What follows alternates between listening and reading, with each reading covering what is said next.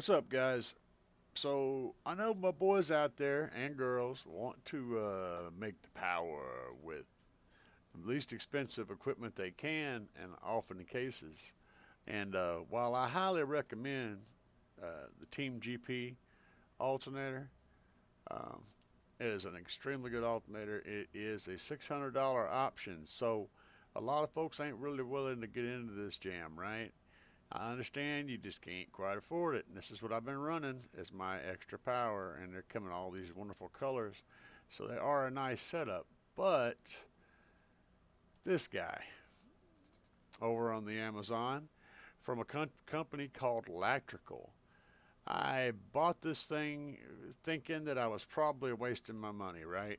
It's been 3 years ago.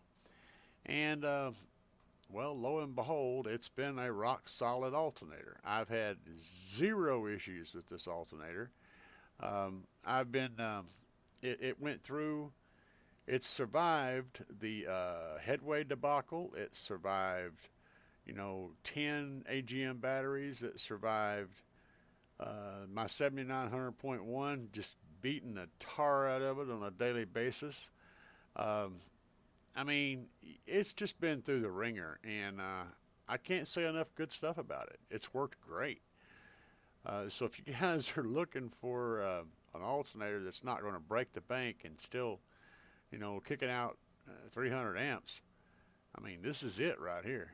And one of the things I like about it is the fact that it just plugs right up to your factory connection. So you are going to experience that same weird fluctuation whenever your voltage is going to be 14.4, then it'll drop to 12 and a half or whatever it is. That is a thing you're still going to have to deal with. That's a GM thing, not an alternator thing. Um, a quick way of getting around that, though, is well, really the best way of getting around it is to run your ground from your battery through the original little little round, what's it called? I don't know what it's called. It's a thing that's on your ground wire. If you go over where your battery is and you follow your ground cable down, you'll see a little donut. I can't think of the name of that blasted thing, but you'll see a little donut going around it. Make sure that you run your ground through that donut. It'll take up to like a a two alt gauge. Alt gauge, you go through it easy. A dual alt gauge, you go through it also. So make sure that you run your ground from your battery through that sensor, and it will help deal with your problem you're having. But because then as you crank up the power, it's going to crank up the voltage. It's going to automatically do that. If you don't run it through that sensor, though, if you don't run the ground wire through that sensor, you'll it will give you battery. It'll say your alternator's bad. It'll say your battery's bad. It'll do weird stuff with the voltage. It just because the reason is you're pulling current through a different source than what it can see. So make sure you're running it through the sensor. But yeah, if you're wanting a good alternator, like I said, I can't say anything bad about it. I didn't think it was going to last. I really didn't. I had zero hope that it was going to last.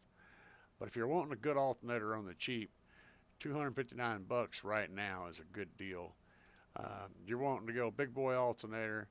There's a lot of choices out there, but I can stand here and tell you that these alternators from Team GP at GP Car Audio are, they're knocking it out of the park. So that's what I'm running right now. I'm running this 300 amp right here, and I'm running this alternator as a second alternator. So yeah, beat down, guys.